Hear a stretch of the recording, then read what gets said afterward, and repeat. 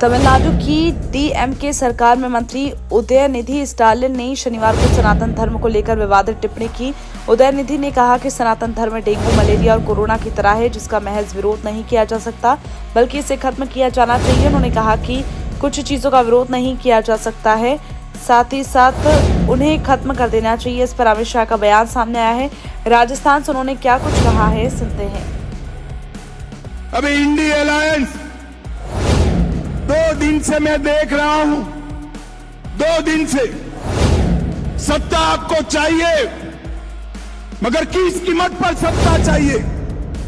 2 दिन से आप इस देश की संस्कृति का, इस देश के इतिहास का, सनातन धर्म का अपमान कर रहे हैं।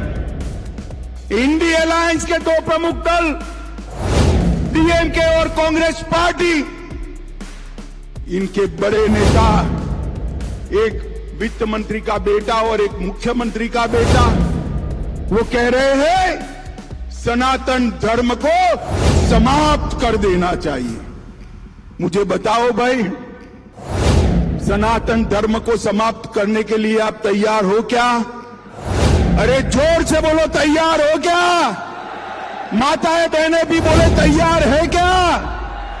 इन लोगों ने वोट बैंक की और तुष्टीकरण की राजनीति करने के लिए सनातन धर्म को समाप्त करने की बात की है। हमारी संस्कृति, हमारे इतिहास और सनातन धर्म का अपमान किया है, और ये कोई पहली बार नहीं किया है। ये मनमोहन सिंह जी ने कहा था, मनमोहन सिंह जी ने कहा था, बजट पर पहला अधिकार, बजट पर पहला अधिकार अल्पसंख्यकों का। हम कहते हैं बजट पर पहला अधिकार गरीबों का, आदिवासियों का, दलितों का और पिछड़ों का। इन्होंने वोट बैंक की लालच में अल्पसंख्यकों का पहला अधिकार सिद्ध कर दिया। आज ये यूपीए कहती है, कांग्रेस पार्टी के अध्यक्ष कहते हैं, मोदी जी जीतेंगे तो सनातन का राज आएगा। अरे सनातन का राज लोगों के दिल में है, उसको कोई हटा नहीं सकता। और मोदी जी ने कहा है, यह देश भारत के संविधान के आधार पर चलेगा, भारत के संविधान के आधार